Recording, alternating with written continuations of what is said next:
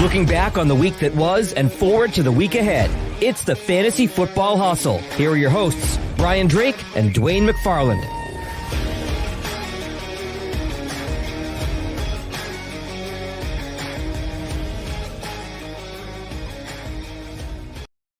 All across the fantasy universe, welcome one and all to the Fantasy Football Hustle, presented by our good friends over at Pro Football Focus. I'm Brian Drake from FightingChanceFantasy.com, joined as always by the analytical assassin, he's PFF senior analyst, Dwain McFarland. Dwain, we're kicking off our partnership with the good folks at Underdog.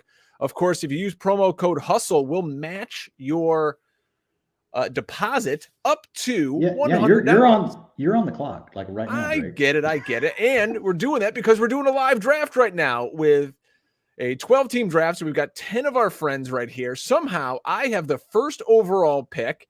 And Dwain, I don't think it's any secret here. I'm going to take Jonathan Taylor, number 1 overall. And if you guys are watching on YouTube, we've got the draft board or the best that we can find here up on the screen. How did we got the 1 and 2 picks? How did this happen? Yeah, I'm at number 1. Dwain's at number 2. He went Cooper Kupp. So 12-team PPR. My friend Britt Flynn, Fighting Chance Fantasy and Fantasy Alarm. She's on the clock now. We're going to be doing these all summer. Did this draft in the order that we came in? Like we got to make sure it randomizes, doesn't it? I think so. Yeah, it's never worked this way when Ian and I have drafted together. So Eckler just went off the board. So yeah, go over to youtube.com, search Fantasy Football Hustle. You can watch the live stream of this draft, and the draft board is up on the site. So Dwain and I had this great idea. Hey, let's work with the good guys at Underdog. Let's really help people out with these best ball drafts. And now it's before the NFL draft. That comes down on Thursday. And after it, we're going to be doing all sorts of drafts, $5, $10, even some high stakes drafts. So you're going to get your fill of draft content from the Hustle all summer long. And looking at this draft right now, again, 12-team league. I started number 1 with Jonathan Taylor. Dwain, you went with Cooper Kupp. So what was your rationale on taking Kupp over any of the other running backs at that spot? McCaffrey, Henry, or Eckler, who went off right after your pick? He's really good. He plays receiver. Analyst. There's less chance of an injury. I mean, seriously, I'm not trying to overthink it. I'm fine if you want to go Christian McCaffrey there. But yeah, that was the pick for me.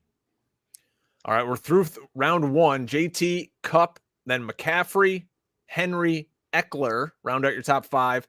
Jamar Chase, he's a popular first-round pick this year. Najee Harris, Justin Jefferson, Devontae Adams, who I've got major questions about if you're following me on Twitter at Drake Fantasy. Javonte Williams at 10, and Travis Kelce. This is not PPR tight end premium like we usually do over at the FFPC, but he goes in the first round. And Dalvin Cook sneaks in at 112. What do you think of the first round so far? Yeah, I mean, it's going about the way we would expect. Justin Jefferson to my buddy Kai Luker, Kaiser Soze, who's in the draft room. He snapped him up really quickly. What position does Kai have? I got to sneak back here. He's 108. So, yeah, Justin Jefferson, once you get past like the top 5 guys, I almost feel like he's an auto pick. Like, I love him. I feel like he should be in the top 5. Yeah, a lot of people think Justin Jefferson has a really good shot at being the overall wide receiver 1 this year. And, you know, we saw the slowdown of Adam Thielen last year, and Justin Jefferson just, you know, he's a great player. He finished last year 19.3 PPR points per game, good enough for wide receiver 4 overall on the season. My buddy Mark Holtzauer on the clock. He went Devontae Adams in the first round. We'll see who he takes here in the second. Dwain, I put out a bunch of tweets today about Devontae Adams, and I talked about how it's been since 2017 since he's seen a teammate get at least 90 targets alongside him. And he's going to go to a Raiders team now where you have 2 guys who are routinely over 90 targets. So if I'm looking at this Raiders team and I see Devontae Adams going to be a hog of targets, and then I've got he's tight his draft position right now is wide receiver 4. Tight end 4 is Darren Waller. And then later on in the 8th round, you can get your hands on Hunter Renfro, who was wide receiver 11 this year. I don't think that Derek Carr can maintain 2 top 5 options at either wide receiver and tight end. I just don't see it happening with all those targets. It's not going to, I don't know. It's just not going to be there. Yeah, I think Derek Carr can. Like that honestly doesn't worry me as much, but I've been someone that's like Carr more than you for the last couple of years. I think he's a point guard. He's a distributor. And I think, even in this situation, like it's gonna end up being, it'll end up being fine. I'm on the clock here. I do expect a drop, right, for Devontae Adams, but I still think like 28% target share, 26%, somewhere along that range is going to be fine. I'm going to go ahead and got to take T. Higgins here. All right, get that knocked out the way. T. Higgins, expecting a big year out of him in Cincinnati? Well, I mean, look, young talent, ascending team, good quarterback. I mean, there's just not much not to like. I mean, the only thing you could talk about is he's capped a little bit with Jamar Chase, but I mean, would we be surprised if T. Higgins actually led the team?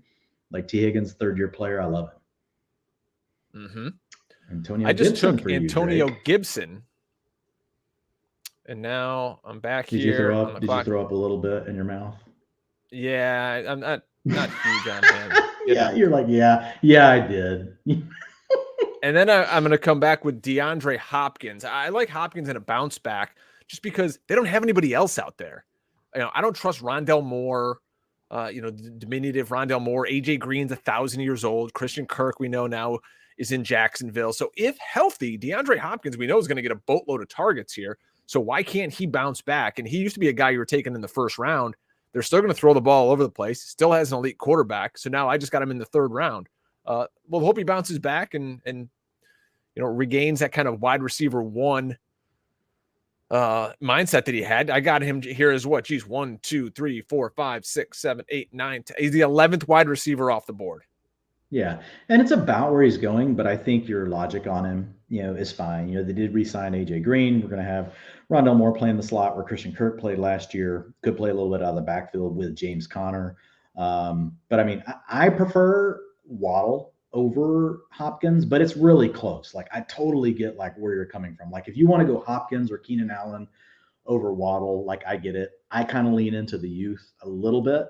But again, like I said, I have them right there. I have T. Higgins and Jalen Waddle. I have it here in tier 2A. 2B, I have DeAndre Hopkins and Keenan Allen in that tier. So I get where you're coming from. If there wasn't Tyreek Hill there, I like Waddle a lot more. But I'm concerned now with Tua, who we know isn't going to stretch the ball down the field. Like, can he really make both of these guys into fantasy superstars? It's the same thing that I have with Derek Carr. I'm worried. I'm like, you know what? The quarterback's just not that good. And we'll see what they do. Run the ball.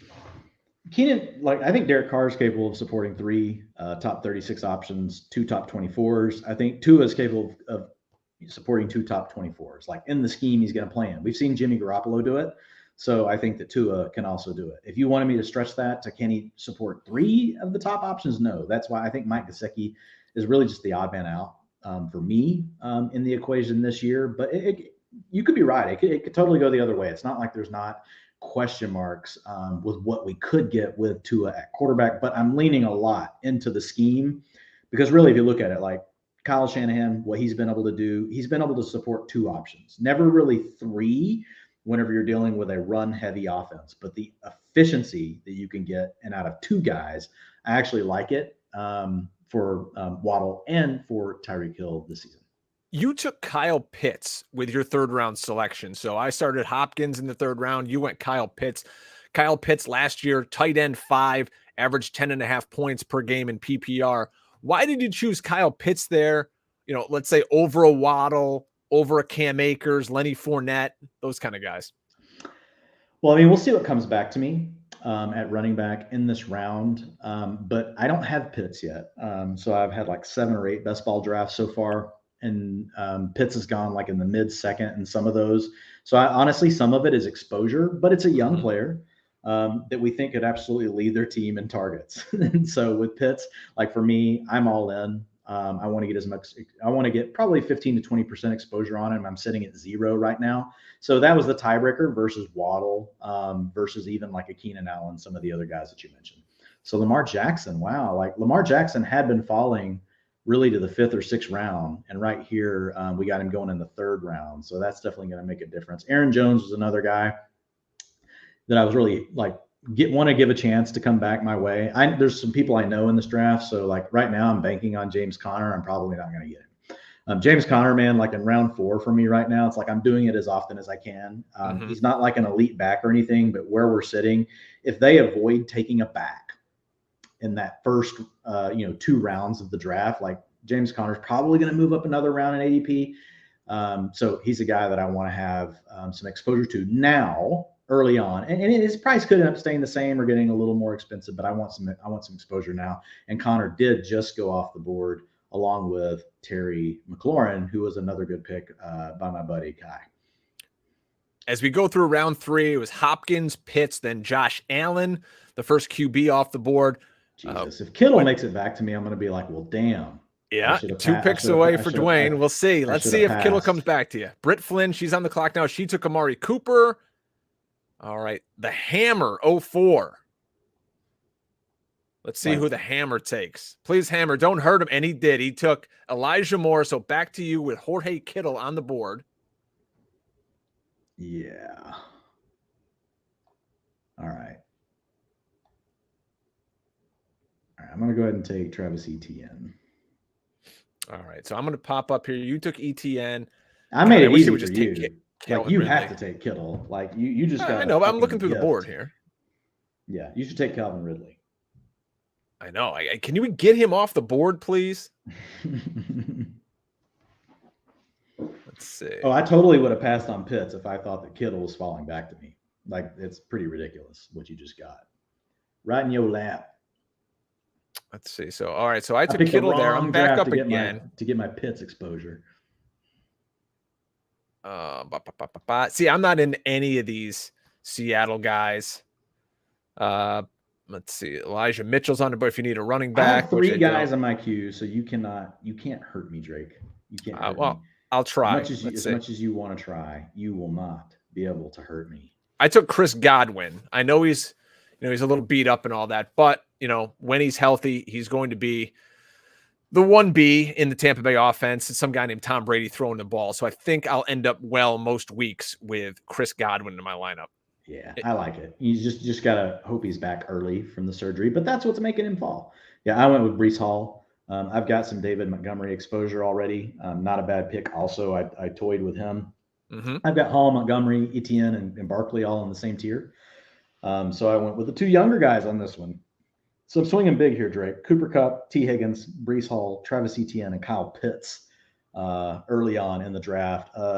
Another guy that I had in my queue, Amon-Ra, St. Brown, but I've got lots of Amon-Ra, and I want more, but I gotta diversify a little bit. There's a lot of guys out there who want to talk about, St. Brown, he's not going to come through, and he was kind of fluky. He averaged 13.5 points per game last season, and he was just on fire. And my response to that is, where else are they going to throw the football? You've got Hawkinson, okay, Swift, okay, he's solid out of the backfield, but Amon-Ra St. Brown, this isn't like one of those situations where the guy's a total scrub. He was a really good player at a high-profile program at USC. Like, he's a talented kid. People act like he was some 7th rounder because he has a weird name. Like, Amon-Ra St. Brown's a really good, talented wide receiver. Like, he's going to start for them, and he's going to lead the team in targets. Yeah, I think he has a real shot to lead the team in targets. I know the argument is that he did all of that really while you had the injuries to Hawkinson and to Swift. But at the end of the day, like, you still have to be able to earn targets. Just because everybody else on your team is hurt doesn't mean that anyone turns into a 30% target, per game guy. And that's what Amon-Ra St. Brown did. So to me, he's the player I'm the most excited about on the Lions out of anyone on the Lions right now this season. So yeah, I want to get as much exposure as we can. Round 5, pick 11, Brandon Ayuk. So definitely this is something we talk about a lot, Drake. Buying and fading the news cycles. Right now is the time to fade the news cycle on Brandon Ayuk. Because guess what? Like, you just took him in round 5, pick 11. That's probably where he will go if Deebo Samuel actually gets traded and they don't draft another wide receiver. Because guess what, folks? They're going to pick up picks whenever they make the trade. And wide receiver is kind of deep this year. So we could easily see Brandon Ayuk face new competition as far as targets. Like, I love Brandon Ayuk when you were getting him in round 9. Like, he was an absolute, like, you just want to be slamming him in the drafts. So again, like, Deebo Samuel, now's the time to buy Deebo Samuel, right? Because people are pushing him down the board. Used to, he was a late first, early second. I got him earlier in a draft with Ian Hartitz.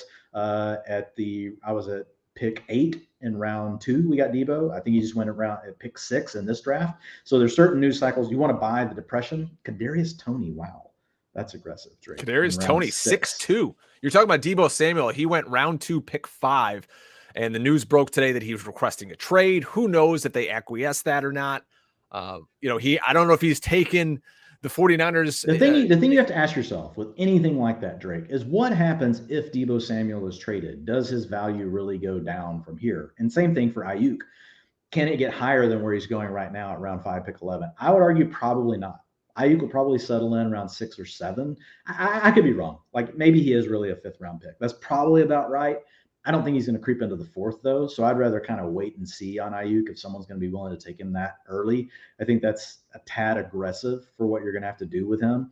But man, Kittle falling to you. So think about it. Ayuk just shot up the board by 4 rounds, and you got Kittle to fall to you by a round and a half.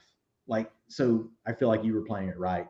And Ayuk, look, we love him. I love Ayuk again. Like, he was a guy that I was drafting a lot at the ADP that he was at. Let's talk about Deebo Samuel. Man. If he Kyler goes Murray somewhere, is the guy I really want in this round. Like, people should not be leaving fucking Kyler Murray sitting around like this in the damn 6th round. It's crazy. Deebo Samuel, Dwayne, if he goes somewhere else, though, they're probably not going to use him the same way.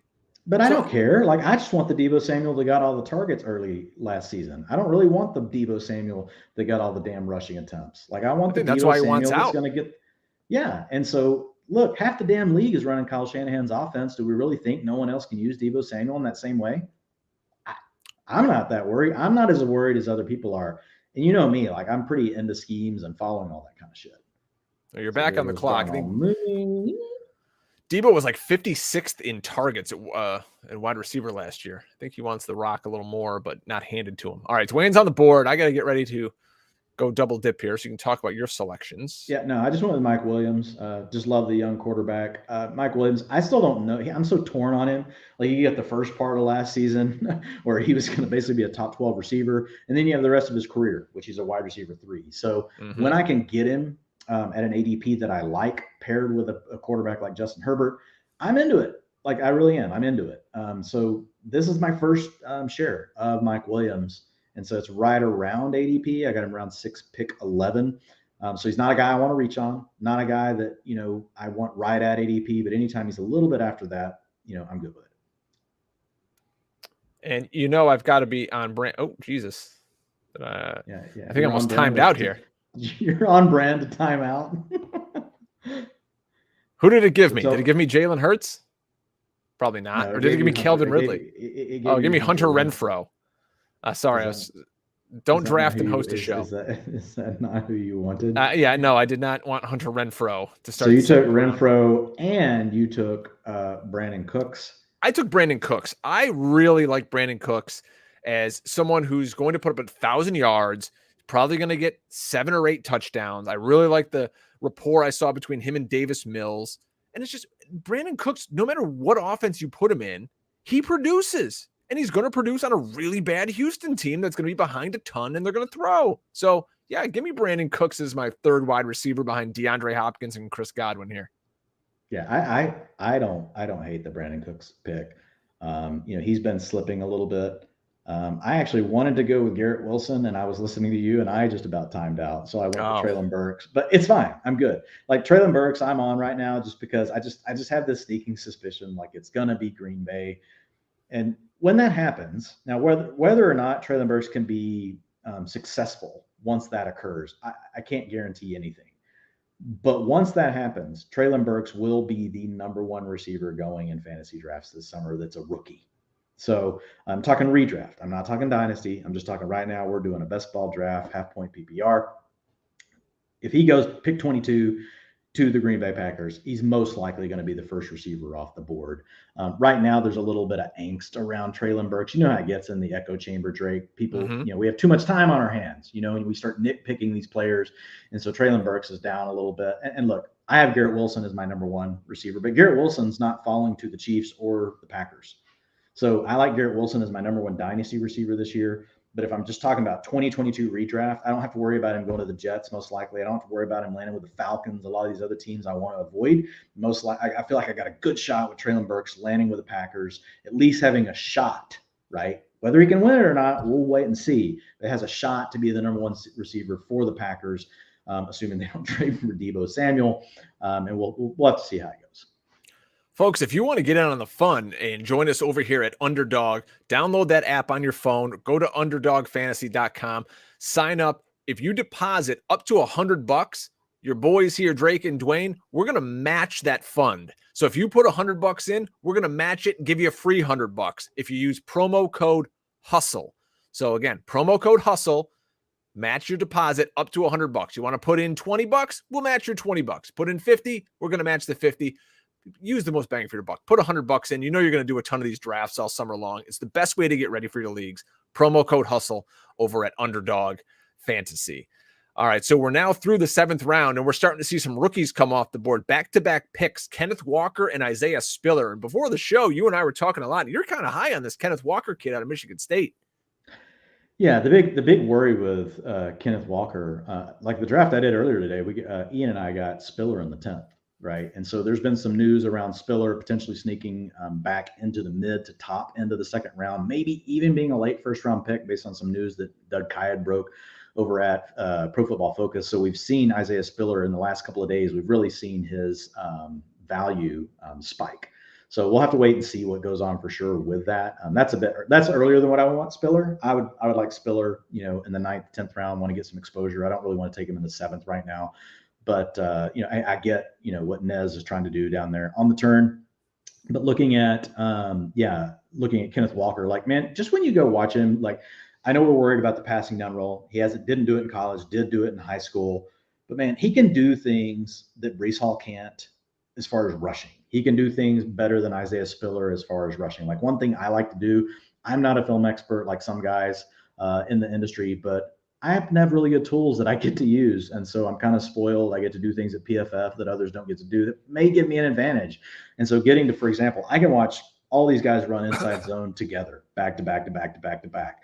I can watch them all run wide zone together. I can watch them all run power together. The thing I love about, Walker is he's been really good at every single type, of blocking scheme in front of him. And then when you watch him, like the cutbacks, the different moves that he has, they're better than what you see from Breece Hall. They're better than what you see from Isaiah Spiller. Now, again, I still have Breece Hall as my number one running back on the board, and I took him earlier because I think that he's pretty much an automatic if he lands in the right situation to be able to handle passing down duties. This is a half-point PPR, so I really like Breece Hall. But whenever I watch Walker, man, there is, like, to your point, there's just a lot that I really like about the guy's game. I hope that there's nothing wonky going on in my draft. All right, it's not giving me any kind of weird sirens are going off or anything, but we're coming back here in the 8th round. This draft cruises along, and that's what's so cool about Underdog is you can do a bunch of drafts fast, man. This 30-second clock gets up on you. So, Dwain, you're going to be up in about 2 picks here. We're looking at your squad. Cooper Kupp, T. Higgins, Mike Williams, Treylon Burks are your receivers. ETN, Breece Hall are your running backs, and you got Kyle Pitts on the squad too. No quarterback yet through round 8.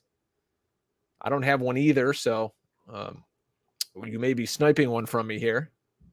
Nah, I'll give you your boy if you want him right here. Like Rashad Bateman just went off the board. And this is the part of the draft right here. Round 7, 8, 9, and 10. Like there's so much that you can do in this area. I'm going to go ahead and grab another running back. I don't have any shares of Kareem Hunt. I've taken Kareem Hunt twice in drafts the last few nights. You've taken him in drafts? Yep. I'm doing in 2 drafts at once right now. All right. Let's see who's still on the board here. Wide receiver, running back. Let's see. I'm not really in love with any of the wide receivers out here right now. This is a bit of a reach, and I did this in a draft the other day, but I kind of like the potential upside if he stays healthy, and it's Chase Edmonds. and it's a Oh, hair I love early. it. I love it. Yeah. So Edmonds has been my normal pick. I went with Hunt because I have so much exposure to Edmonds. I had toyed around with go ahead and just grabbing Chase Edmonds right here, but I ended up not doing that.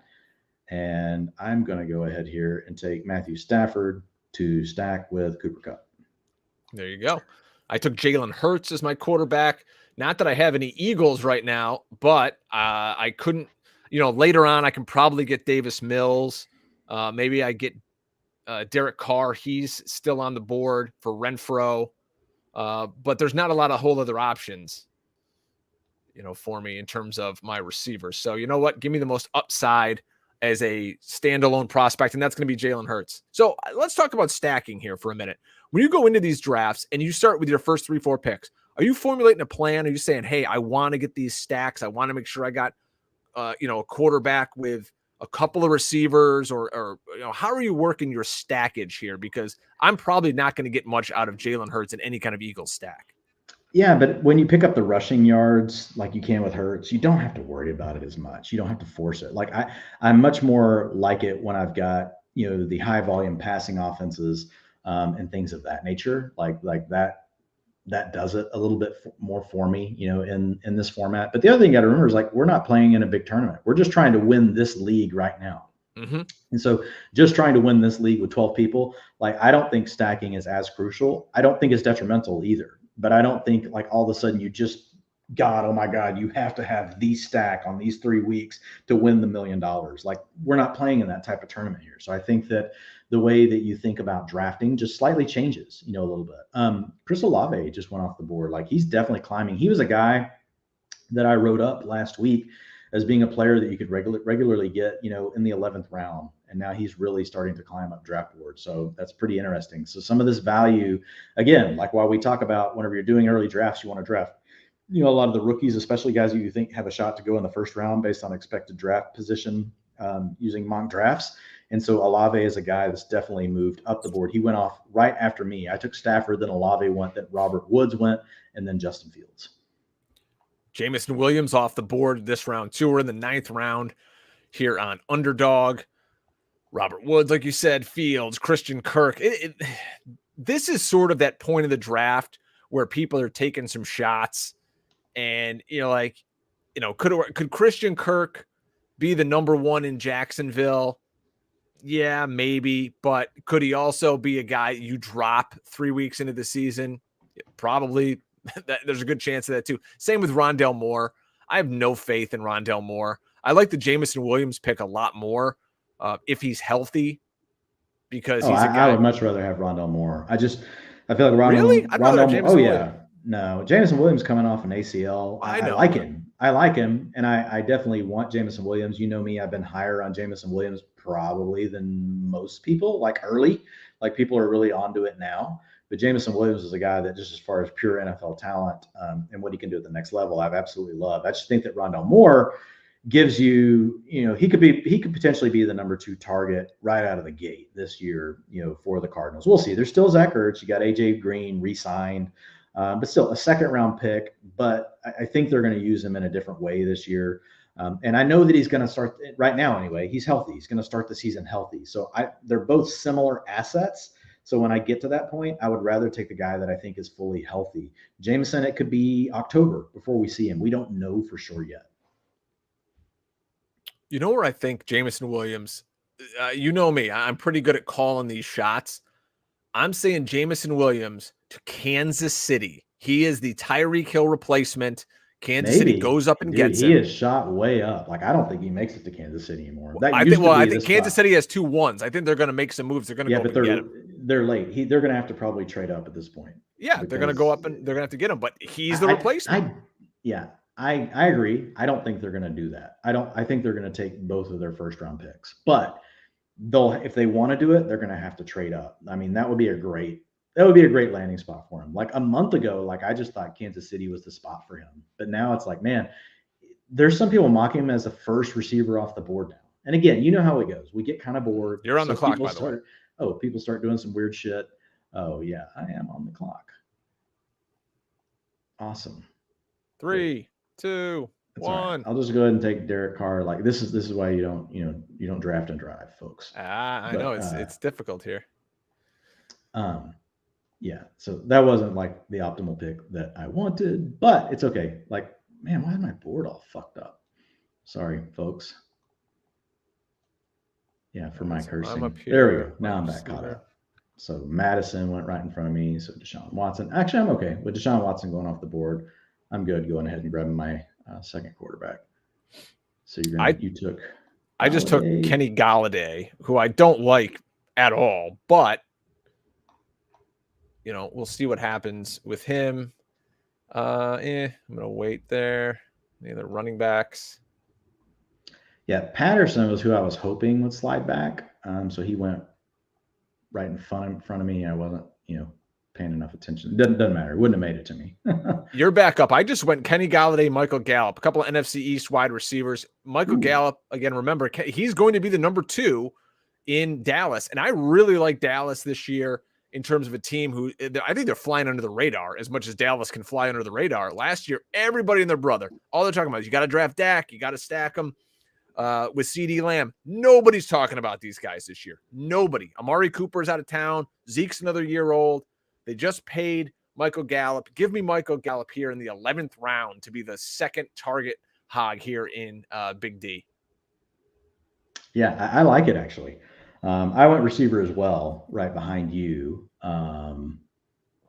George Pickens, love it. Yeah, love that kid. Hope he lands in Philly. Yeah, so Pickens is just picking up more and more steam. I think there's a real he's the guy that I think lands in Kansas City or Green Bay. Like, I think he's the guy now.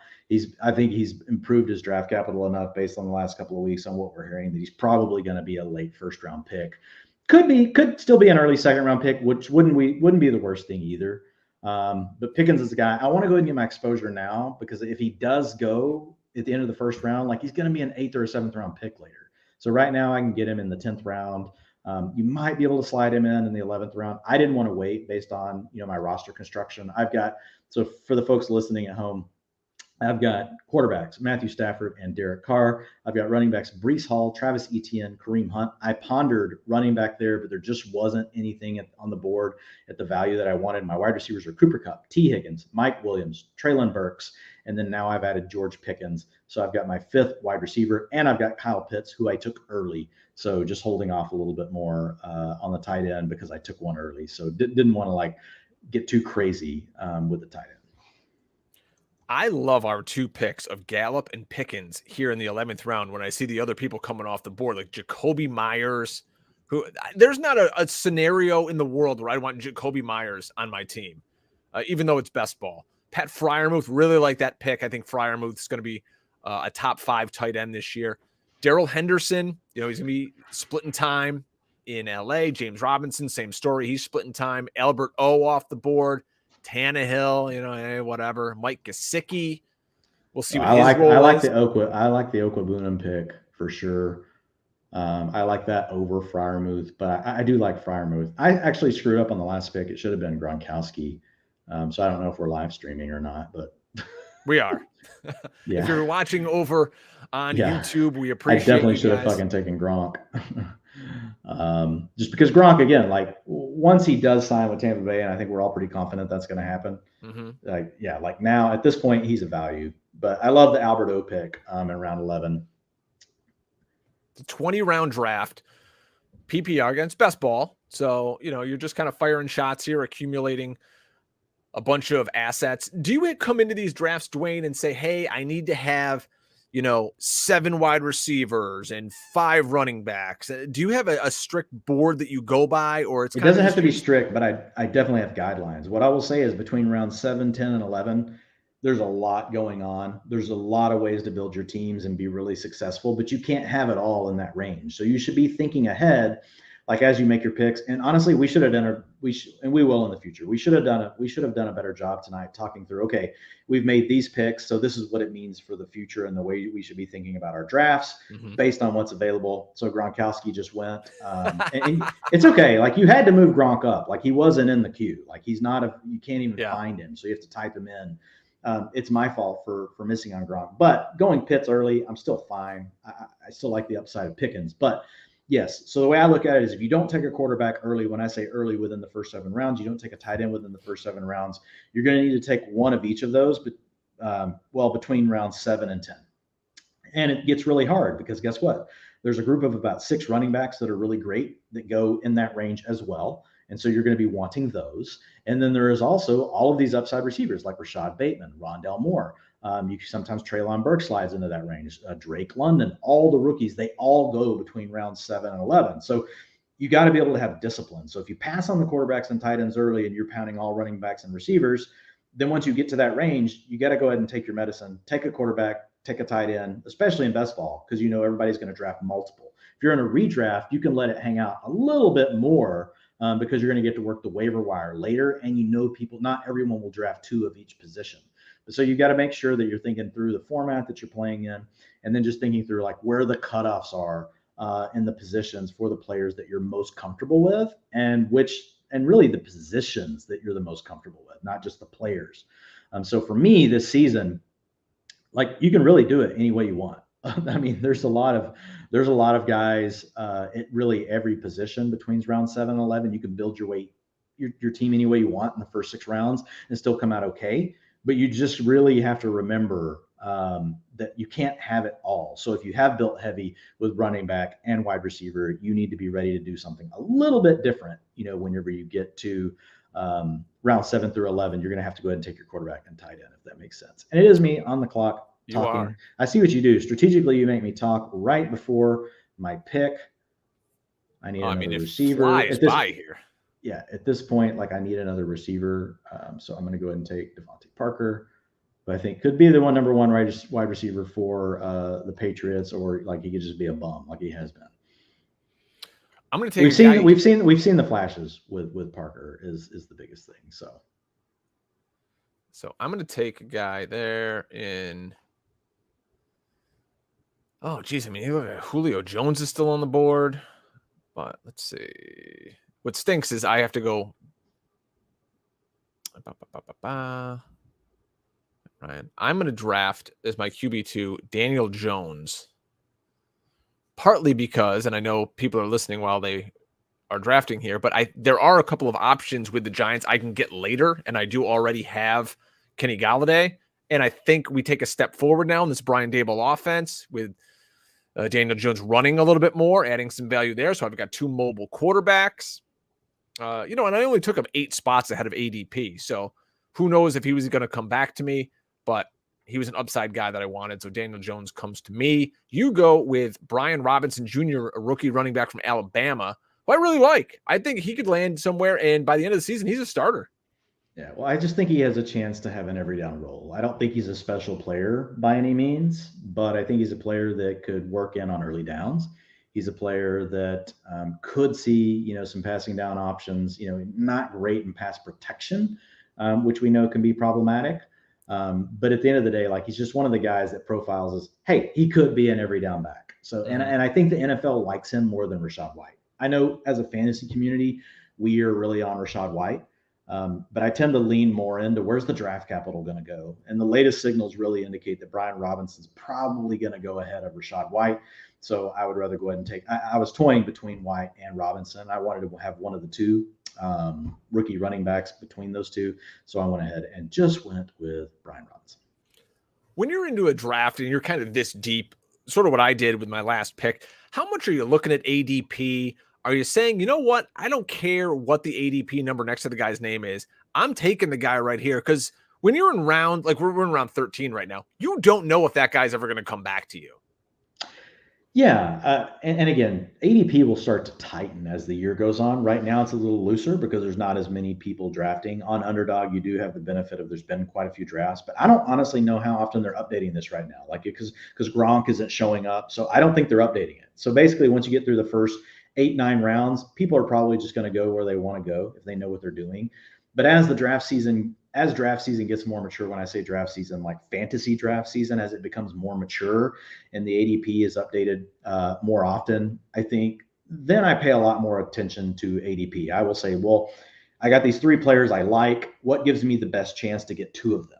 And then I will look to ADP for those purposes. But if I'm at to your point, if I'm at a spot where I know I need X and it's the last spot in my tier, even though ADP may say, hey, they go 18 picks later, but it's the last player in my tier. And I'm like sitting there going, man, I only have 4 of these. I want to have 6 by the end of the draft. Then I don't care. I just take the player. So I know that's not a perfect, like clean answer. It's a little bit of a nuanced, it depends on if this or that kind of a situation. But I think that's just the realistic side of it. Like that's the way that you really have to play it. Malik Willis goes off the board. He's got a great shot at being the first quarterback taken in the NFL draft next week. A guy, I don't know necessarily if really any of these rookie quarterbacks can come in and start day one for any of their clubs, but Malik Willis gives you a huge arm. We know he can move a little on the ground. What are your thoughts on Willis, and where would you like to see him land? Yeah, I haven't gone to look at Nez's draft, but if that's your QB2, I like it if you've stacked up other things. Willis is a guy that I've written about multiple times, like he fits the profile essentially of a Justin Fields and a Trey Lance, but you're getting him 5-6 rounds later, 4 to 5 rounds later, right? So I think that's the way you got to think about it. You try to think in terms of comparables, like, hey, this player is like player A and B, but he's going after them. And so it's less just about being so locked on a take of, I think Malik Willis sucks or he's awesome. It's more about like, wow, he's really similar to Justin Fields. He's really similar to Jalen Hurts. He's really similar to Trey Lance. And I can get him in the 14th, 15th round. From that standpoint, I think strategically Malik Willis makes sense, even if he ends up not starting this year. Like the thought process around the type of assets that you're trying to build your roster around, I think it still works out. And Malik Willis is someone that should definitely be in your plans.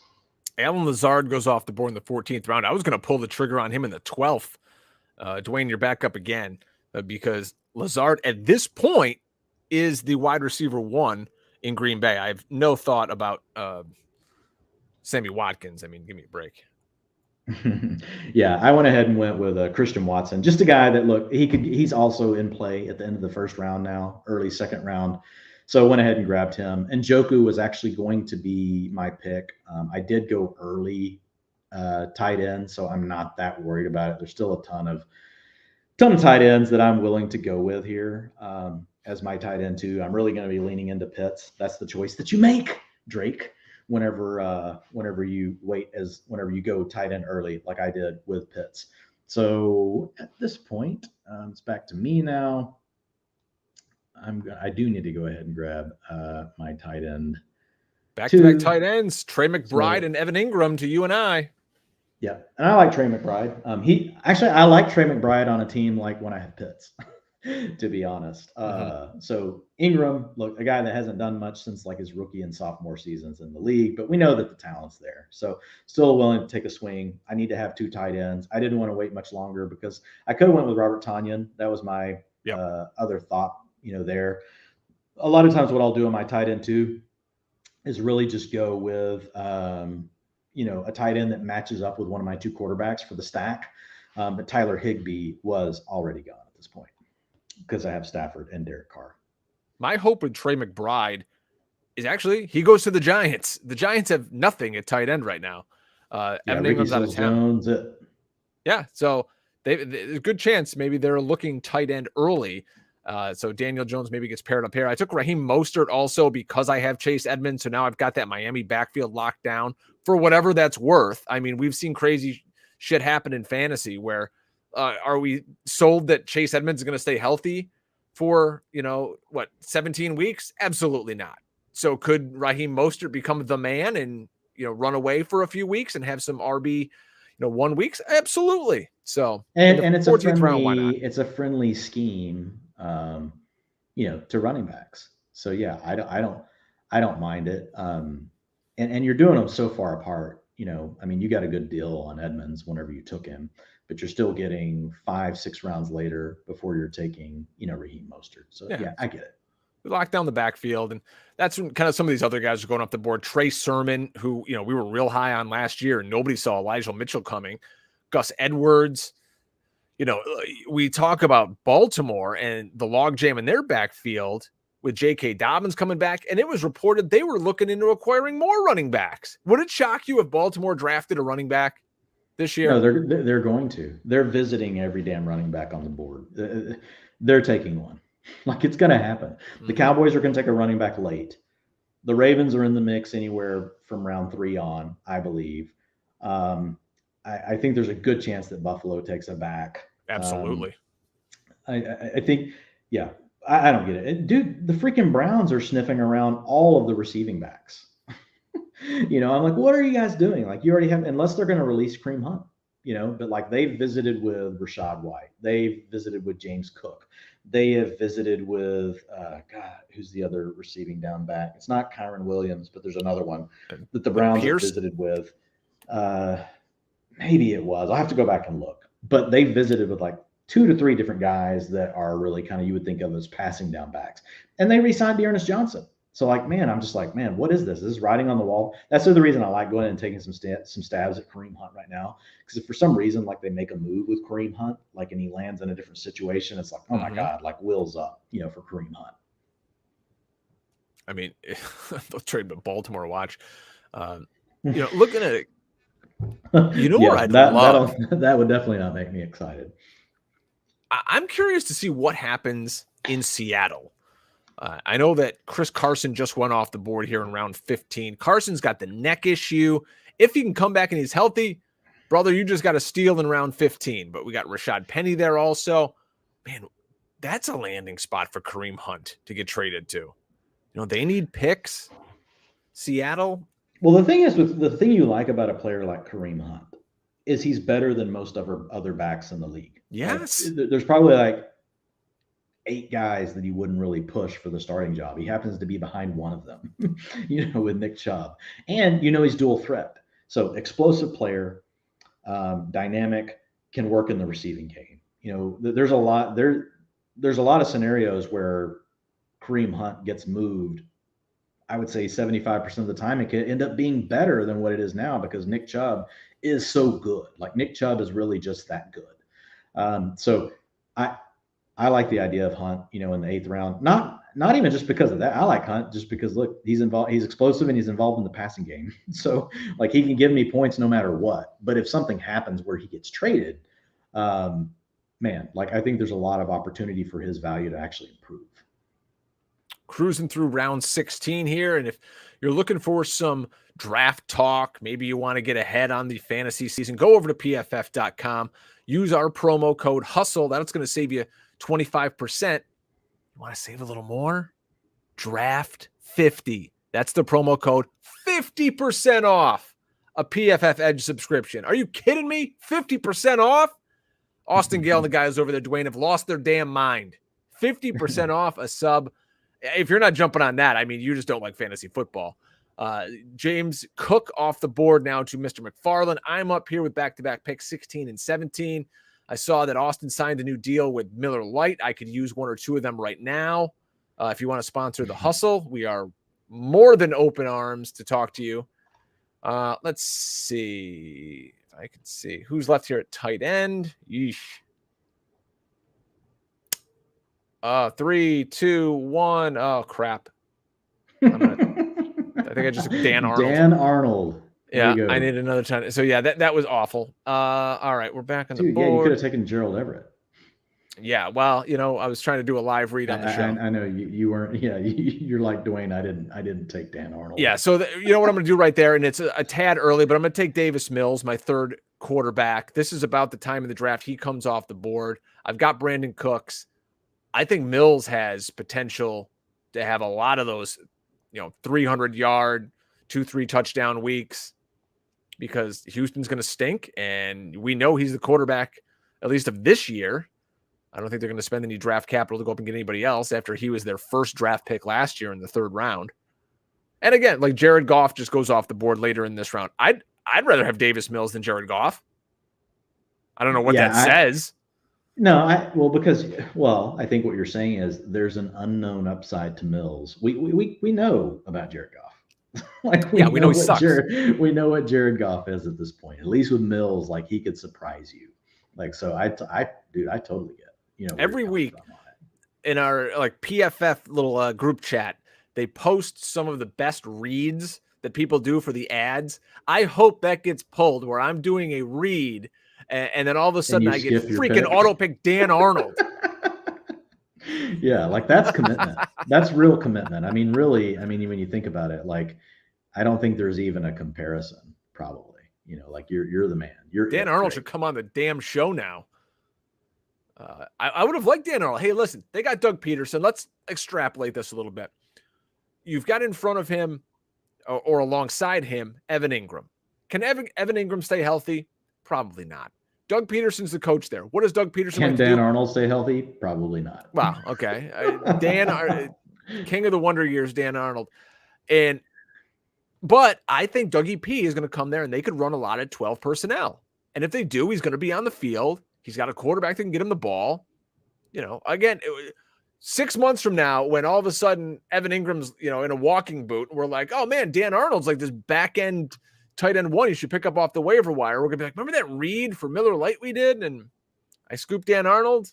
I'm gonna win the $8 that Underdog's handing out for winning this draft. I think Thanks, that was Dan Arnold. I think that was a great job also trying to recover from the Dan Arnold pick. You know, I mean, There's no way to recover from a Dan Arnold pick. Well, I think you just did. Like you did better than I would have. You know me, Drake. Like I take it too serious, I'd just be pissed. Yeah, what can you do? Okay, tell me about Jalen Tolbert, who you just took here. People who watch these shows, a lot of times they want sleepers. They want to hear who the experts are taking late in drafts. And trust me, I pay attention to that. I want to see who smart guys are taking. What do you know about Jalen Tolbert? Why'd you pull the trigger on him? Well, I mean, I have a tier of guys that could end up being late second, third round picks in the draft that are playing at receiver. So John Mechie's really moved up. John Mechie used to be able to get, in round 16, 17. And so now it's Jalen Tolbert that's sitting down there. He had been going a little higher before. So again, you're just kind of buying, Mechie moves up, you lay off him a little bit, and a guy like Jalen Tolbert's falling down a little bit. So you go ahead and take some shots, especially in a draft. Look, I see what you're trying to do, Dre. You're trying to make me miss my pick, Carson but I will not. I'm not going to miss my pick. Pick 18, Jamal Williams is on my team. So anyway, like everybody's like, okay, Jamal Williams. So you can mute that part out later, Drake. You can edit that out. The part where I took Jamal Williams. But you want 2 steal picks in rounds? No, I love Crowder and Shepard. I had them both in my queue, actually. But boom. So yeah, Jamison Crowder, round 18 for the freaking Buffalo Bills. You're telling me Josh Allen's slot receiver in round 18? He's going to catch 75 balls. Yeah, I think the main concern is like, will it be him? Will it be Isaiah McKenzie? We don't know. But I honestly, I had Crowder sitting right there. I bet you did. And I had Shepard. I had them both there. You took 2 guys out of my queue. And well, with Shepard also, remember, I've got Galladay, I've got Danny Dimes. So I knew I could get Sterling Shepard later. They've got Tony. They've, again, can Tony stay healthy? Can Galladay stay healthy? Can Sterling Shepard stay healthy? Yeah. Can Tony be dedicated to football? We don't know. Like, we just don't know. No. Man, I'm pumped up after that. Jamison Crowder, Sterling Shepard. I don't think anybody's as excited to get a couple of scrubs in 18, 19 like I just am. Start talking through some of these teams. I know we're in round 19. First, let's just kind of give a quick walkthrough. So I'll walk through my team. Yes, you do that. I'm getting a bit. Then you do yours. So at quarterback, I've got Matthew Stafford, who I got at pick 98, normally ADP of 89. I took Derek Carr at pick 119, normally pick 129. Travis Etienne, normally ADP of 53. I took at 47. Breece Hall, I took at pick 50, ahead of ADP at 62. Kareem Hunt, my RB3, pick 95.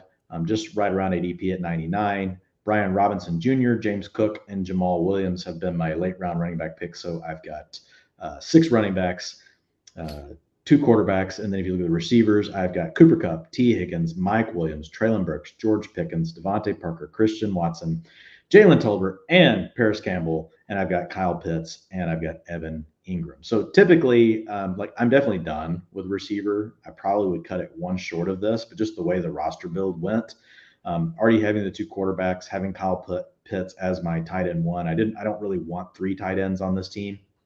So from a roster construction standpoint, you don't want Dan Arnold? It's a little bit heavier on, the receivers. And look, like I'm fine with having the number of receivers, that I've got 1, 2, 4, 5, 6, 7, 8, 9. I've got 9. Normally I like to have about 8, but 9's okay. So coming back, I'm gonna have to figure out what I want to do. Do I want to take another tight end? I feel fine at quarterback with Stafford and Carr. Plus, I haven't even looked at the quarterback board to see what's available. Oh, I could get your boy Carson Wentz. I could get Jimmy G, Marcus Mariota, Mitch Trubisky. Are we sponsored by Viagra? Because there's boners. Yeah, those. Well, that's the problem. Like all the guys. like Wentz is the one that's a starter. Mariota and Trubisky are going to be starters for how long? We don't know. Both of their teams could easily take quarterbacks in the first round. So, those guys could still be starters even if a quarterback goes in the first round to those teams, just because it's not a great class. We'll have to wait and see. But yeah, I think my pick is going to need to be a running back. So I am looking at a few different guys right now, loading up the queue, Drake. I'm doing the same. Let's see here. I don't necessarily want another rookie because I'm already on with Hall. I'm already on with ETN, who's a second-year player coming off an ACL. Then I grabbed Kareem Hunt after that, but I've got James Cook and Brian Robinson. So, I can always take another swing at rookie. I kind of like Deonta Foreman behind Christian McCaffrey. I think, if McCaffrey goes down, it's probably Foreman really working in along with Chuba Hubbard.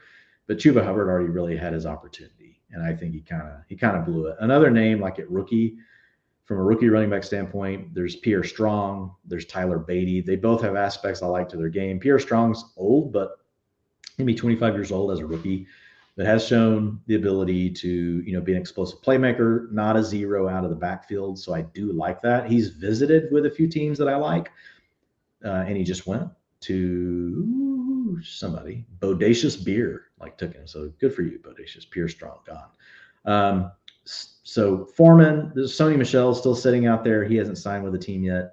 Tyler Beatty, nice production profile. Not necessarily, the best workout metrics, those sort of things. Kennedy Brooks, a guy with 7-inch hands. Don't even know if he's going to get drafted. See, that's a problem. I should have probably taken one more back before I got to this spot. That's on me. So it is on me right now. It is on you. I'm going to go ahead. Who am I going with here? I'm going to go ahead and take, actually, because I waited and screwed it too long, I'm going to go ahead and take Mo Alley Cox. I never want to do 3 and 3 on quarterback and tight end. And usually if I take a tight end early like Pitts, I'm definitely not taking 3 tight ends. But because of my questions around Ingram, I'll go ahead and throw Mo Alley Cox on the board behind Pitts and Ingram. If you're going to end a draft, end it the right way. And the only way to end a disaster like this is with Mike freaking Davis, baby. So my draft ends. Jalen Hurts, Danny Dimes, Davis Mills is my quarterbacks. So I've got a little mobility here. Jonathan Taylor, Antonio Gibson. Then I lock up that Miami backfield with Edmonds and Mostert. And, of course, the future MVP, Mike Davis. My wide receivers, Hopkins, Godwin, Cooks. Renfro was an auto pick. I had 3 auto picks today. So drafting and drinking and hosting are a lot of fun. Renfro, Galladay, Gallup, Landry, Crowder, Shepard. Man, that's a good crew here. They're going to carry me. Kittle, McBride, Dan Arnold. Yikes. Need a little help. You should definitely win the slot receiver award. I think you have 5. Thank you. 5 of your receivers play in the slot. And nothing wrong with that. As John Hansen, a guest we had a year or so ago, always says on the show, I love slots. All right. So you switching over to some of these other teams? I got to try to get back to the draft. I was where did it go? All right. So at quarterback, I have Matthew Stafford and Derek Carr. So neither one of them obviously have any kind of rushing upside, but I only went with 2 quarterbacks. I did end up with 3 tight ends, so I never want to do 3 and 3. A lot of times I only do 2 and 2, but never want to do 3 and 3 for the most part. I guess there could be certain circumstances where I would make that work out, but it would be pretty rare. Then at running back, I've got Travis Etienne, Breece Hall, Kareem Hunt, James Cook, Brian Robinson Jr., and Jamal Williams. And so look at running back, Drake, I'm depending a lot on ETN coming back, but I also know James Robinson's hurt, so it's just a situation where I feel like even though Etienne's coming off of the ACL, it was really early in the year. We're going to be a full year recovered by the time the season gets here. We know there are backs that haven't recovered from the ACL as well, based on some recent data that we've seen, but was an explosive playmaker in college, is a plus in the receiving game. So that's the things I'm looking for. So Breece Hall and Etienne both check those boxes. Breece Hall, there's a lot of places Breece Hall could land that we're not really considering, Drake. Like, what if he lands in Tampa? Like, I'm not going to be excited about my pick if he lands behind Leonard Fournette. It's just, he's not taking over the backfield if he lands behind Leonard Fournette. I'm sorry, truthers, just go away. He's going to have a role, but he's not going to take over. Of course, if Leonard Fournette went down, I would be golden if Breece Hall was leading the backfield for the Bucs. So there's always a silver lining somewhere. But I went with upside at the backs because I did start off my draft with the two receivers in Cooper Kupp, T. Higgins, and Kyle Pitts. So I went heavy on the receiver upside as well as the tight end upside. But just to finish out the backfield, that's why I really wanted to make sure when I came back with Kareem Hunt, and I might have even double teamed that with Chase Edmonds coming back, but you took Chase Edmonds at the turn, just because I've got some risk involved with my two. When I say my early backs, my 4th and 5th round picks, I believe you've got them up right now, don't you? Yeah. So yeah, yep. I took Etienne at 47. I took Breece Hall at pick 50. So Kareem Hunt gives me a little bit of flexibility. He can work in the passing game, get more opportunity in a run heavy offense if Nick Chubb goes down. Still got to worry about Dearness Johnson, but again, receiving back with explosive play traits. Like, I like that. Breece Hall has it. Travis Etienne has it. Kareem Hunt has it. And my next pick, Brian Robinson, doesn't have it. He could be an every down back. But my pick after that, James Cook, does have that. Jamal Williams is really just everybody's just completely forgotten about him, Drake. So he's just kind of a throw in. But most people don't know. But if you once you account for game script and the situations that the Lions were playing in, they were one of the 10 most run-heavy teams in the league last year. They end up showing up as being very pass-heavy because they trailed all the damn time. Now, that could totally be the case again, but there's an opportunity for Jamal Williams to show up for my team 2 or 3 weeks. Not a guy like I'm super excited about. Not everything can be upside. But based on the way I built out the front end of my roster and my running backs and gone heavy on the rookies, Jamal Williams just made sense for me. Talked a little about the receivers with Kupp and Higgins to get out of the gate with. I don't think anybody has questions there, but came back with Mike Williams, grabbed Treylon Burks, who I think has a really good shot of making it to the Packers. And if he somehow slides past them, Drake, okay, fine. I'll take him with Kansas City. Whether or not he's going to come through and he can play on the outside, beat press coverage, like, we've got a limited sample size. So like, that could be a problem. Like, he played 20% of the time from the slot or out of the backfield. So actually more than that with the slot. He played from his targets came behind the line of scrimmage or at the line of scrimmage on 20% of his plays, which is a lot. But we don't know if that's because Treylon Burks can't, really beat press coverage and those sort of things, or because their quarterback sucked and they just wanted, which he did, and they just want to figure out ways to get this guy the ball in space. So I'm kind of hoping it's the latter. But again, a guy that we think will have first-round draft capital and could land with the Packers or the Chiefs. So I really like getting Burks. Came back with Pickens, really the same scenario. If the best case for me, Drake, like in this draft, is Burks goes 22 to the Packers, and that leaves 3 picks remaining for George Pickens to either go to the Packers or the Chiefs at the end of the first round. George Pickens is legit good. If he didn't get injured, I mean, the guy's only played like 12 games in the past 2 years. And I said this earlier today, he'd be a top 15 pick.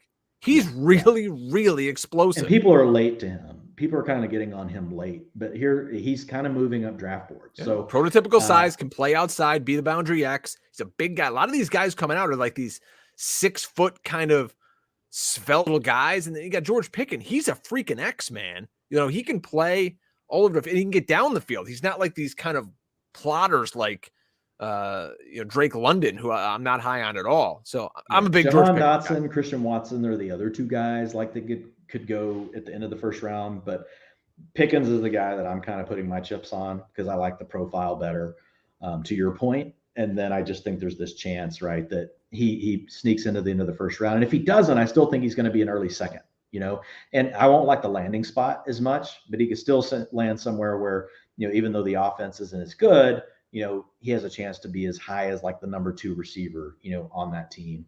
Then just rounded it out with Devontae Parker, came back with another rookie, Jalen Tolbert. And then, one of my favorites is Paris Campbell. Paris Campbell just hasn't been healthy. Like, he's definitely flashed in a few games. And I know he doesn't have a great, college production profile, but the bottom line is the Colts just haven't really done anything else to try and replace him. The Colts could easily draft a receiver in the first round as well. So We'll have to wait. We'll have to wait and see what happens with that. But right now, if I had to make the call today, it's really Michael Pittman. If I had to put a chip on the player that I think could have the most upside in that offense in the receiving game, it's probably still Paris Campbell. You could argue Mo Alley Cox. That would be the other one. So, and then at tight end, I got. Let me ask you a question quick before on your wide receivers. So we got a lot of our friends here listening to this show. They're going to sign up over at UnderdogFantasy.com and they're going to use promo code Hustle. We're going to match their deposit to $100. They're going to start drafting these rookies this week. You took 4 rookie wide receivers.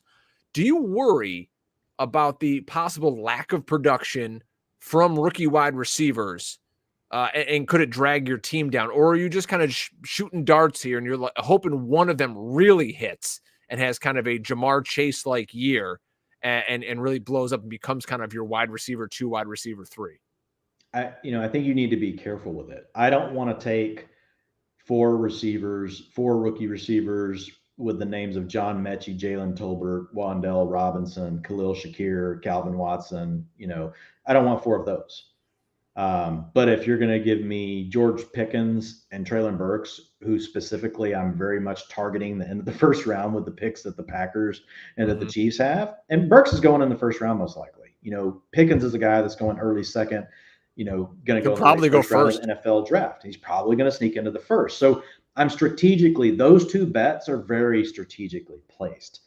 So I don't consider them to be in the same ballpark as Jalen Tolbert, right? Or another player that you may come back with later. I don't want to take multiple swings on Jalen Tolbert. To me, I think of those as 2 different things. I got George Pickens and I took Treylon Burks. One of those 2 guys I think is going to give me something.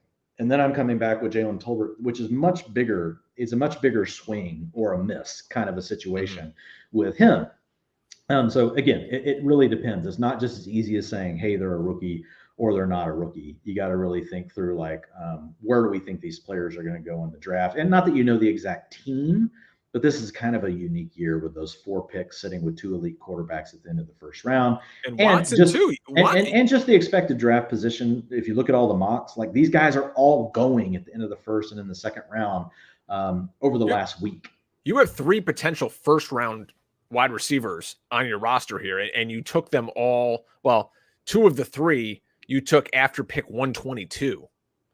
Pickens and Watson, they're probably going to be first round picks. So, yeah, very easily could be. And so again, it's strategic. So Watson goes into that conversation too. So I have Pickens, Jahan Dotson, and Christian Watson all in one tier together. And I have Pickens at the top of it, but those are all guys that could go at the late first round, early second. And then I have, really above that, I've got Garrett Wilson, Treylon Burks, Drake London, all in a tier, together. And then just behind them, I've got Chris Olave as well. So Olave is kind of sandwiched in between those 2 groups. He's sitting in my tier 4A. Burks is in my tier 3B, and George Pickens is in my tier 5A. And so again, just looking through it, look the way it worked out. I got Treylon Burks, so I have him as a high-end wide receiver 3. I got him as my wide receiver 4. I got George Pickens, who I have as a high-end upside wide receiver 5. I got him as my wide receiver 5. But then I also came back and made sure I grabbed a Devontae Parker, who we have seen flash in the past. What a great pick with Parker at pick 143. He's going to be the forgotten man in all these drafts, Dwain, as we go through the summer, but he's going to be the number 1 option in New England. He's going to be Mac Jones' best friend. And again, look, it could go either way, but with Parker, the one thing we know, we've at least seen the talent flash, right? We're not going to sit here and pretend, oh my God, Devontae Parker's the best receiver ever, but we've seen him really play well in the last 2 years against some of the best cornerbacks in the league, so a former Patriot, Stephon Gilmore, he torched him in 2 consecutive games in 2020. Then 2021, battled some injuries. There were some problems along the way, which is typical Devontae Parker season, right? A hamstring that keeps him out for 3 weeks, and other players might play through it. So all those things are going to come along with drafting Devontae Parker, but I like a guy like Parker a lot better in best ball, Drake, than I do in redraft. Just because I don't have to pick the weeks that it's going to happen for Devontae Parker. So yeah, back to your rookie question again. There's just nuance to it. It's it's more difficult than just saying, hey, rookie versus non-rookie. In your tight ends here, I love the Mo Alley Cox pick. There's no more Jack Doyle. So at pick 239, you get possibly the starting tight end in Indianapolis for Matt Ryan, who's, going to be coming up there. He's going to be making some friends. What better friend to find than the walking billboard that is Mo Alley Cox? Yeah, and with Mo Alley Cox, like everything you just said is true. Like it was one of my least, even though it's my last pick. Like I wanted another receiver or running back, but I didn't see the name that I wanted. And knowing how often Evan Ingram is hurt, and the fact that we could still see him in a platoon type situation, my thought was, okay, so Pitts is my one. I just need one of these two guys to work out as my tight end too. But typically, and I said this when we were drafting, if I take a Pitts, I'm not taking three tight ends, is the way I'm looking at it. But the other way, that it could work out is there's certain weeks, Drake, where, Evan Ingram or Mo Alley Cox gives me enough, they catch a touchdown, and they can be in the tight end one conversation, and Kyle Pitts goes so nuts that really he would have been my flex player. I mean, there's different ways to think about this. Pitts, I hate the quarterback situation, but like when I look at him, like, okay, how does he not get 150 targets? I don't know how good the 150 targets are going to be, but I like Kyle Pitts as a talent. And I know that the opportunity is definitely there. I don't think there's any way that Kyle Pitts isn't the number one option, right, for the Falcons offense this season. And if they were working more inside, I would love it even better, because then you actually get to use the advantages of Kyle Pitts against linebackers, against safeties that can't cover him. Stop lining him up out on the damn cornerbacks. You don't need to do that all the time. Like, you're actually negating part of the positives to Kyle Pitts. I think we're going to see more of him lined up inside, Drake, because why? Hayden Hurst is now gone. And if we can get the full potential of Pitts unlocked inside against inferior athletes where really like he can shine, I think that's gonna be a really good opportunity for him. Plus, it helps protect against bad quarterback play. When you can play inside and underneath, like it's easier for even bad quarterbacks to still get you the ball versus outside trying to get vertical down the field. Not really a strength, as we know, of Marcus Mariota. Shocked you didn't stack Marcus Mariota with Kyle Pitts there. Yeah, I mean, I thought about it. I did think about it at the end, but when I already took Stafford, it wasn't the Stafford pick. It was how quickly I turned around and stacked Carr on. But when I take a player like Stafford or Aaron Rodgers, who I'm a little worried about their ceiling every week and they don't have the legs, I really like coming back with a Carr. And just the fact that I'm going to be looking at throwing to Devontae Adams, Hunter Renfro, Darren Waller. I expect a lot of passing from Josh McDaniels. We've seen Derek Carr flash in the past. And actually, even since he's been playing in a more conservative offense, with John Gruden, like Derek Carr has really actually been pretty good for the last 2 years. And he's a guy that I used to bag on quite a bit. So I used to not be in the Derek Carr camp, but I'm officially like on board for this season, because I think you're hard pressed to find you're hard pressed to find a team that has three better options that he gets to throw the ball to. And I like what we get with the coordinator, a guy that's going to design plays to get the ball out quick. And we got three players that can get the ball quick in space: Darren Waller, Wes Welker, and then of course Devontae Adams. What kills me with Derek Carr is last year he averaged 15.9 points per game. Like, that's just but you got to go look terrible. at the early season before he lost Darren Waller and before he lost Ruggs. Like, if you go look at him then, like, he's in the top 12 every week.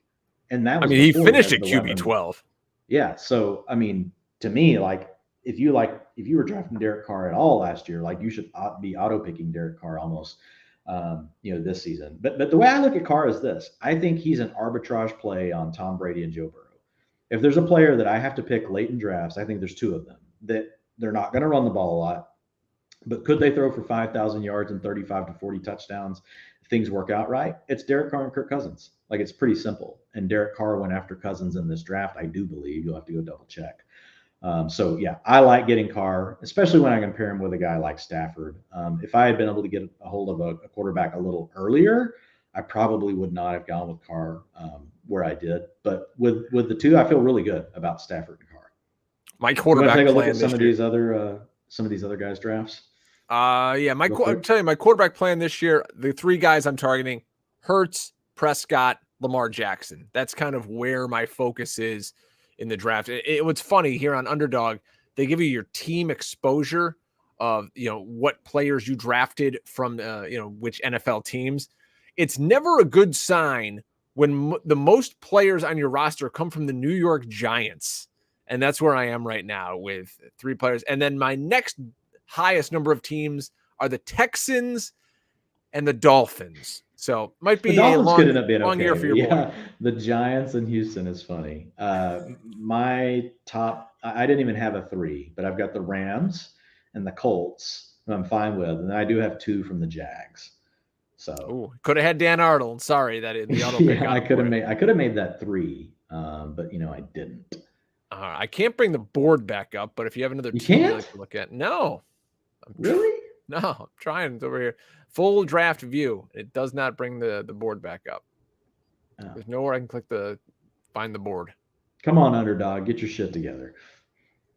Hey, we love you, Underdog. Thank you for being a part of our family. Let's see. I'm sure there's a way to do it, and you're just a boomer, Drake, like me. Draft info. All rules. No. I know you can do it on your phone afterwards. Yeah, on the phone you can. Right here, I'm clicking view full draft, and it's not letting me do it. But whatever. So hit some of these other teams real quick. Let's just roll through them. We won't spend a ton of time, but we appreciate everybody that hopped into the draft with us. So if you want to pull up, let's look at our pal Bodacious Beer. Let's see what he's up to. I know he's. I think he might be even an industry guy. Bodacious Beer. So his quarterbacks here. He's got Tommy Brady, Zach Wilson, Jared Goff. I want to look down and see where his stacks might be. So he's got Tom Brady. I don't see any other Tampa Bay players on the roster. Which isn't terrible in this format because we're not playing a big tournament. This is a 12-person, $5. But if you were playing to try to win $1 million, definitely you would want to have the stack. Mr. Moneybags over here. $5 isn't high stakes for you? Yeah, he's got one with Uzoma with the Jets, and then Detroit he's got DJ Chark. So the way he's basically rolling is, look, Tom Brady's my one. I can live with it on my own, but if for some reason Zach Wilson or Jared Goff need to be my quarterback for a week, I've at least got them stacked. So I get it. Like I'm okay with that. I can be down with that. Jamar Chase, Hollywood Brown, Claypool, Kirk, kind of uninspired by the bottom half of these wide receivers. Let's keep moving along. How about our friend Britt Flynn of Fantasy Alarm and Fighting Chance Fantasy? I heard her on Sirius XM the other night with our pal Ryan Hallam. Look at these quarterbacks. Dak Prescott, Deshaun Watson, and then backed up Watson with Baker Mayfield in case Watson misses some time. I don't think they're going to be able to move Mayfield. He's going to be on the roster. That's kind of a smart little play here to lock down the Cleveland QB spot. Yeah, I definitely don't mind it. I don't know that Baker ends up there like as bitter as everything is, but I mean, we'll have to wait and see. But look, Watson is a player that, when you have him, he's going to be great. He's probably going to outscore Dak. We just don't know how long you're going to have him for. But even if Baker does get cut or traded or anything weird that may happen with him, there's a chance he could start elsewhere. So yeah, I mean, I get it. So I like that. I think that's one, I probably wait a little longer on, to get more information if I'm really going to stack Watson with Mayfield, because I just don't think Mayfield's ever going to be drafted, period. You just don't have to ever worry about it.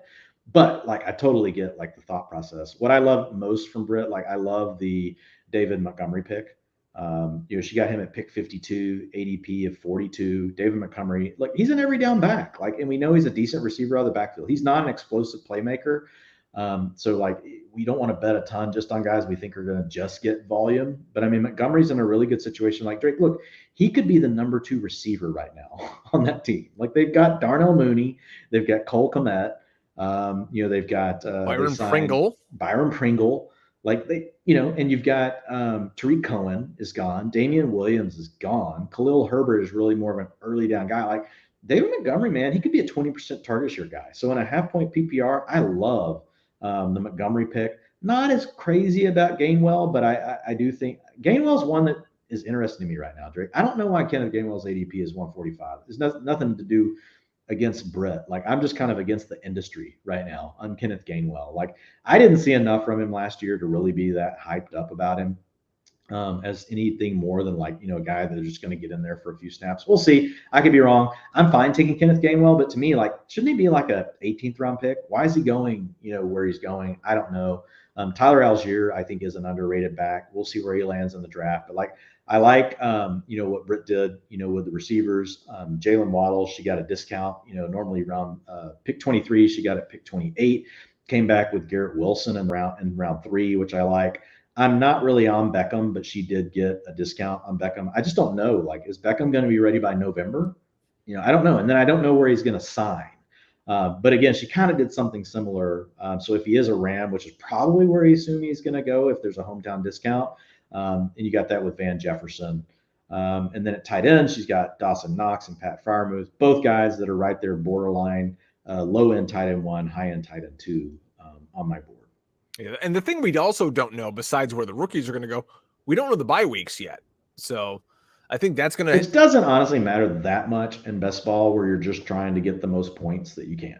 You know what I mean? Yeah, but still, I don't think you want, 2 tight ends. If you only go 2 tight ends, you don't want them probably with the same bye week. But yeah, I mean, you want, if you can avoid it, yeah, it's like, doesn't like make me nutty though. Yeah, let's look at Kai's team. Yeah, let's look at him before we get out of here. Kyler Murray, Ryan Tannehill as his quarterbacks, only went with 2 at running back. Michael Carter. These are a lot of guys who could get replaced. His running back crew is a little shaky here. Michael Carter, Devin Singletary, Damian Harris, and then you're looking at Khalil Herbert, Damian Pierce, J.D. McKissick, kind of hope and prayer guys on the back end. So what do you think of this running back crew? Yeah, I mean, he waited on the running back. So Michael Carter. So the thing with, the Jets, they have not really brought in any backs. They're in an article that I put out tomorrow. I put out the top 5 landing spots for rookie running backs, and the Jets are on the list because Michael Carter was a 4th round pick last year. I will say, though, Carter really showed out in the receiving game. Like borderline Alvin Kamara, Christian McCaffrey type targets per route run, things like that. So the underlines, I think Carter's going to have value no matter what. So I really, you love my term straddle, Drake. So It's like, I don't mind, getting some shares of Carter. I typically like to get him a little past ADP. Looking at the roster construction and the way that Kai went about it, like he went after Justin Jefferson, then he got the discount on Debo, came back with Keenan Allen, and then Terry McLaurin. So those were the first 4 picks, right out of the gate. So then came back and was aggressive, going ahead and saying, hey, I'm going to take a stand on Carter if the Jets don't grab a running back. Now, the Jets do have 2 first-round picks, and then they have 3 more picks in the next 2 rounds. So I think there's a good chance that the Jets take a running back. But if that somehow misses, if he does not get his battleship sunk, like it could then, and the same thing for Singletary. In Singletary, it's easier, right? Because he's cheaper, right? You're getting him at pick 80. But also, he doesn't have the upside of Michael Carter. He's not as good in the passing game. He's not as explosive as Carter. So the ADP is probably accurate. But Singletary, you're not having to invest as much. But I like what he did coming back with Damian Harris.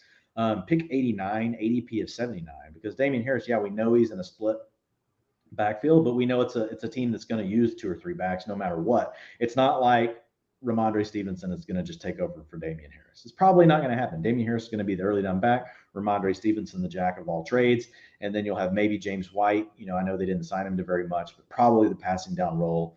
So you're hoping for some touchdown equity out of Damian Harris, but definitely the weakest spot on the team. But then I love the Khalil Herbert handcuff because really we just talked about Montgomery. He's all they have. So if he goes down, and we saw Herbert last year, in the games that Montgomery was out, play really well. He was then he so grabbed good. One of the rookies with Damian Pierce, and Damian Pierce has been a late riser. You're hearing more and more noise around Pierce. You get a PPR back in J.D. McKissick. So yeah, it's definitely not a top heavy backfield. It's very volatile, but for drafting right now, and you're just going to kind of say, well, we'll see what happens with the draft because Carter and Singletary will both move up if they don't take a back. If the Jets and Bills both take backs, Carter and Singletary's draft stock will fall. So his team really depends on that. If he can avoid both of those teams drafting a running back early, I think his team could have a shot. If they both draft, if neither team drafts a running back early, wow, his team could be really good just because of how strong he got to start a receiver, and then followed it up with Rondale Moore as his wide receiver 5. Came back with a rookie Justin Ross. Curtis Samuel, a player that was just hurt all last year, but you and I both know that he's got playmaking ability. Came back with Khalil Shakir, another rookie. And then tight ends, He went ahead and went with 3. I love his tight ends. Yeah, Ertz, Higbee, and Hooper. Hooper now with Tennessee. We'll see if they can ever give a tight end like more than like 60% of the routes. But Hooper can be a threat to catch touchdowns. Higbee's really the same way. And Zach Ertz, like he's in my top 12. Like he's kind of my backstop of you want to have a tight end by the time you get to Zach Ertz, and if you don't, you just go ahead and take Zach Ertz. I think that's what he did. And if you look at it, pick 113, ADP is 124. So your question earlier of, well, how much do you lean on ADP versus just doing what you need to do? We'd have to go back and look like what tight ends were on the board. My guess is it was pretty much dwindled down. And so Zach Ertz was probably one of the last 2 or 3 guys in a tier, and just making sure that you grab one of them and then come in, because Zach Ertz doesn't have he's not loaded with upside. You teamed him up with a couple of other guys, and then you laid off at quarterback, only having 2 with Kyler Murray and Ryan Tannehill. So, folks, I hope you're kind of enjoying us just it's early. We're talking about players, and it's going to start to build that game plan as we get into draft season. And, that's kind of what we do, what we've done for the last 5 years on the Fantasy Football Hustle is we build that game plan. We're going to teach you the right ways to draft, how to attack certain drafts, go in with a mindset of, I'm not just throwing shit at the wall and I'm hoping to come out with Dan Arnold. All right. Obviously, we're drafting and just having a little fun here, but drafting is a damn serious thing. And by the time drafts roll around in August and early September, we want to make sure that our pencil is as sharp as possible, and doing drafts like this with our friends at Underdog are going to get us there. So any final thoughts here, Dwayne, before we wrap it up? No, it's like you said. I mean, we're still early, but if you are drafting right now, take shots. And if you haven't seen it, I'm pretty sure it's still not behind the paywall. But I did an article last week around reverse engineering, basically the perfect draft, no matter what way you start. So once you look at your first 3 or 4 rounds, and based on what your roster has, knowing what's available between round 7 and 11.